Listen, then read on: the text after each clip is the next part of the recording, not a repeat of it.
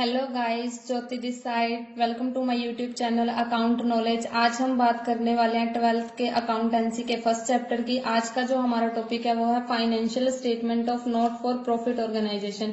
कुछ ऑर्गेनाइजेशन ऐसी होती हैं जो प्रॉफिट अर्न करने के लिए बनाई जाती हैं, लेकिन एनपीओ की इस्टेब्लिशमेंट जो होती है वो प्रॉफिट अर्न करने के लिए हम नहीं करते। इसका मेन मोटिव जो होता है वो सोसाइटी को सर्विस प्रोवाइड करवाना होता है। इसके अच्छे अच्छे एग्जाम्पल हम ले सकते हैं, जैसे स्कूल हो गया, हॉस्पिटल हो गया, क्लब वगैरह हो गए। तो ये +1 में आप पढ़ के आए होगे कि फाइनेंशियल स्टेटमेंट पढ़ के आए हो आप, लेकिन जो आप स्टेटमेंट पढ़ी आपने वो प्रॉफिट मेकिंग ऑर्गेनाइजेशन की थी। लेकिन आज हम जो फाइनेंशियल स्टेटमेंट पढ़ेंगे वो हम एनपीओ की पढ़ेंगे।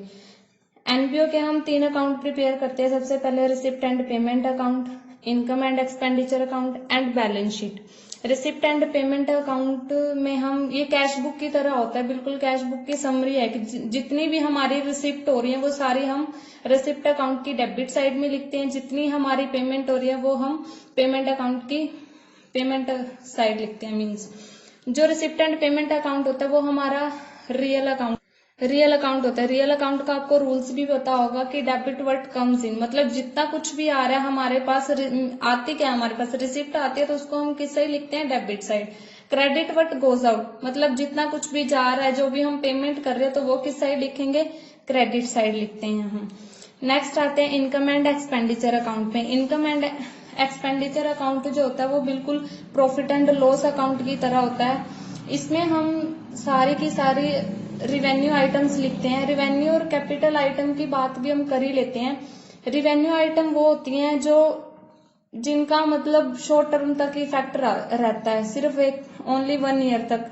जैसे हम सैलरी लगा लो, वेजेस हो गया, हमारी रिपेयर मेंटेनेंस के खर्चे हो गए। लेकिन जो कैपिटल आइटम होती हैं उनका इफेक्ट या बेनिफिट जो होता है हमें 1 ईयर से ज्यादा मिलता है, जो लॉन्ग टर्म इफेक्ट होता है जिनका। हम एग्जांपल ले सकते हैं, हमने बिल्डिंग परचेज कर ली, या हमने कोई कार परचेज करी है, या कोई फर्नीचर परचेज कर लिया, तो एक ऐसी आइटम है, कैपिटल आइटम है। इनकम एंड एक्सपेंडिचर अकाउंट में हम करंट ईयर के एक्सपेंस हो गए, करंट ईयर की इनकम को नोट डाउन करते हैं।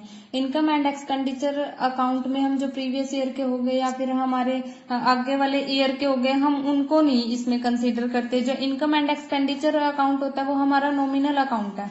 तो नॉमिनल अकाउंट का आपको रूल भी पता होगा। नॉमिनल अकाउंट का रूल होता है debit all expenses and losses, मतलब जितने भी हमारे कुछ एक्सपेंसेस हैं या फिर हमारे जो भी लॉस हुआ है हमें उसको हम किस साइड लिखते हैं, इनकम एंड एक्सपेंडिचर की डेबिट साइड लिखते हैं। लेकिन credit all income and gains, मतलब जितनी भी हमारी जो इनकम है या फिर गेन है उसको हम किस में लिखते हैं, इनकम एंड एक्सपेंडिचर की क्रेडिट साइड में हम लिखते हैं। तो नेक्स्ट है बैलेंस शीट। बैलेंस शीट तो +1 में सारे बच्चे पढ़ के ही आते हैं, तो उन सबको पता ही होगा कि बैलेंस शीट का तो अच्छे से। नेक्स्ट आते हैं हम हमारे इंपॉर्टेंट आइटम्स के ऊपर जो हमारे इन अकाउंट्स को बनाने में हेल्प करेंगी। सबसे पहले है सब्सक्रिप्शन। तो सब्सक्रिप्शन जो होती है वो हमारे एनपीओ के लिए इनकम का मेन सोर्स होती है। सब्सक्रिप्शन होता क्या है एक्चुअल में, जैसे हमें क्लब का एग्जांपल लेते हैं। क्लब में मेंबर बने रहने के लिए हमें क्या करना पड़ता है, कुछ पेमेंट करनी पड़ती है ताकि हमें क्या हो, क्लब की सर्विसेज मिलती रहे। तो इसी को हम सब्सक्रिप्शन बोलते हैं, जो हमने अमाउंट उनको पे की है। जो ये सब्सक्रिप्शन है ये हमें मंथली या फिर ईयरली भी हम पे कर सकते हैं। तो मंथली और ईयरली हमें बार बार मिलती रहती है, तो जो चीज बार बार मिलती है 1 ईयर के अंडर तो उसको हम क्या कहते हैं, रिवेन्यू आइटम बोलते हैं। ये रिवेन्यू आइटम है तो इनकम एंड एक्सपेंडिचर की किस साइड लिखेंगे, क्रेडिट साइड, क्योंकि एनपीओ के लिए तो ये इनकम होगी ना, ठीक है। और रिसिप्ट एंड पेमेंट में ये डेबिट साइड लिखी रहती है, क्योंकि जब एनपीओ को ये मिलती है सब्सक्रिप्शन तो उनके लिए तो ये एक रिसिप्ट है, तो इसलिए इनको रिसिप्ट एंड पेमेंट की डेबिट साइड में लिखते हैं। नेक्स्ट आते हैं लाइफ मेंबरशिप फीस पे। कुछ मेंबर्स ऐसे होते हैं जो बार बार सब्सक्रिप्शन देने की बजाय क्या कर देते हैं, एक ही बार में पूरी लाइफ की सब्सक्रिप्शन दे देते हैं। अब पूरी लाइफ के लिए कहते हैं कि अमाउंट जो होते हैं एक ही बार में पे कर देते हैं। तो एक ही बार में पूरी लाइफ की सब्सक्रिप्शन मिलना हमें बार बार तो नहीं मिलती ना, ये ऐसा बहुत ही कम मेंबर करते हैं। तो ये क्या बन गई, हमारी कैपिटल आइटम बन गई। तो कैपिटल आइटम हम कहाँ शो करते हैं, बैलेंस शीट में। इसको हम बैलेंस शीट की लाइबिलिटी साइड में शो करेंगे। और नेक्स्ट है हमारा एंडोमेंट फंड। एंडोमेंट फंड क्या होता है, जो हमें कोई बंदा वो हमें एक स्पेसिफिक ऑब्जेक्टिव के लिए हमें कोई पैसा फंड दे के चला गया। जैसे किसी ने बोला कि जो हमने आपको फंड दिया उसकी सिर्फ आपने बिल्डिंग ही बनानी है या फिर आप उसका फर्नीचर ही परचेज करो, तो ये हमारी तो लाइबिलिटी बन जाती है ना, कि जो वो पैसा दे के गया हम तो उससे सिर्फ क्या फर्नीचर ही खरीद सकते हैं। ठीक है, तो एंडोमेंट फंड हम बैलेंस शीट की किस साइड लिखेंगे, लाइबिलिटी साइड में। नेक्स्ट आते हैं एंट्रेंस फीस के ऊपर। कुछ लोगों का कहना होता है कि जो एंट्रेंस फीस है उसको हम रिवेन्यू आइटम मानते हैं, लेकिन कुछ लोग मानते हैं कि इसको हम कैपिटल आइटम मानते हैं, तो ये आपके क्वेश्चन पे डिपेंड करेगा। एंट्रेंस फीस को लोग रिवेन्यू इसलिए मानते हैं क्योंकि कहते हैं कि जो एनपीओ ऑर्गेनाइजेशन है ना, कहते हैं कि उसमें लोगों का आना जाना तो लगा रहता है, ऐसे तो नहीं है कि एक बार मतलब मेंबर आएंगे ही नहीं या फिर मेंबर, तो इसलिए इसको हम क्या कहते हैं, रिवेन्यू आइटम बोलते हैं। रिवेन्यू मान के हम इसका ट्रीटमेंट करते हैं। लेकिन कहते हैं कि कुछ लोग ये कहते हैं कि मेंबर सिर्फ ऑर्गेनाइजेशन में सिर्फ एक ही बार आता है, तो इसलिए कहते हैं कि एंट्रेंस फीस को वो क्या कैपिटल आइटम में कंसीडर करते हैं। अगर तो ये आपके क्वेश्चन पे डिपेंड करेगा कि अगर तो क्वेश्चन में आपको एंट्रेंस फीस बोला है कि ये रिवेन्यू आइटम है तो आप रिवेन्यू मान के ट्रीटमेंट करोगे, लेकिन अगर ये बोला है कि ये कैपिटल आइटम है तो आप कैपिटल आइटम मान के ट्रीटमेंट करोगे। अगर कुछ भी नहीं बोला तो हम इसको रिवेन्यू आइटम मान के चलेंगे। अगर तो हमने इसको रिवेन्यू माना तो इसका ट्रीटमेंट हम कहाँ करते हैं, इनकम एंड एक्सपेंडिचर की क्रेडिट साइड में। लेकिन अगर इसको कैपिटल आइटम माना तो हम इसको कहाँ करेंगे, बैलेंस शीट की लाइबिलिटी साइड में। नेक्स्ट आते हैं डोनेशन के ऊपर। डोनेशन हमारी 2 टाइप की होती है। सबसे फर्स्ट है जर्नल डोनेशन, फिर आते हैं स्पेसिफिक डोनेशन। जर्नल डोनेशन जो है वो तो ऐसे है, कोई बंदा मतलब डोनेशन देके चला जाता है और बताता नहीं है वो किस यूज के लिए है, तो वो सिंपल डोनेशन है। तो जस्ट इसका हम ट्रीटमेंट कहाँ करेंगे, इनकम एंड एक्सपेंडिचर की क्रेडिट साइड में।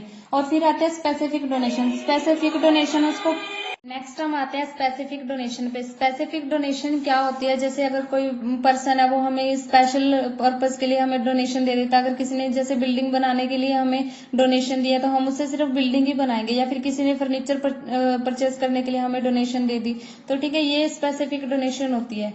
स्पेसिफिक डोनेशन का ट्रीटमेंट हम कैसे करते हैं, बैलेंस शीट की कहते हैं लाइबिलिटी साइड में करते हैं। और नेक्स्ट पॉइंट जाते हैं लेगेसी। लेगेसी क्या होता है कि जैसे अगर हमारे जैसे क्लब के एग्जांपल लेके चल रहे थे, क्लब के अगर कोई मेंबर की डेथ हो जाती है और उसके पास जो भी प्रॉपर्टी है तो उसकी जो प्रॉपर्टी होती है किसको, एनपीओ को चली जाती है, तो उस प्रॉपर्टी का कहते हैं कि ट्रीटमेंट जो होते हैं हम कहाँ करते हैं, बैलेंस शीट की लाइबिलिटी साइड में।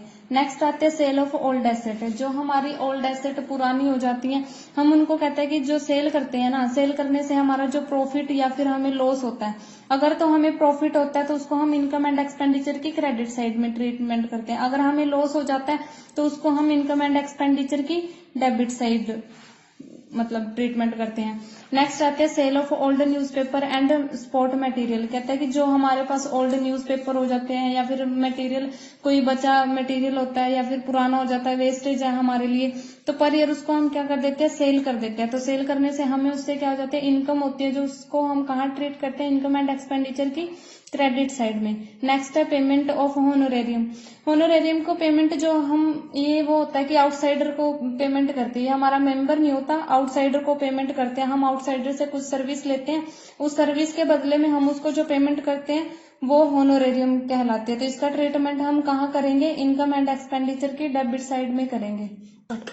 ये इस चैप्टर के हमारे मेन पॉइंट्स थे। अगर आपने इन सभी पॉइंट्स को अच्छे से समझ लिया तो आप प्रैक्टिकल क्वेश्चन को इजीली कर पाओगे। ठीक है, आपको कोई दिक्कत भी नहीं होगी प्रैक्टिकल क्वेश्चंस को सोल्व करने में। Thank you guys. अगर आपको वीडियो अच्छी लगी हो तो लाइक शेयर सब्सक्राइब जरूर करें, और इस चैनल पे आप किसी भी सब्जेक्ट के मैथ्स के वीडियोस देख सकते हो, और इस चैनल पे आप पबजी के प्ले गेम्स की वीडियो भी देख सकते हो।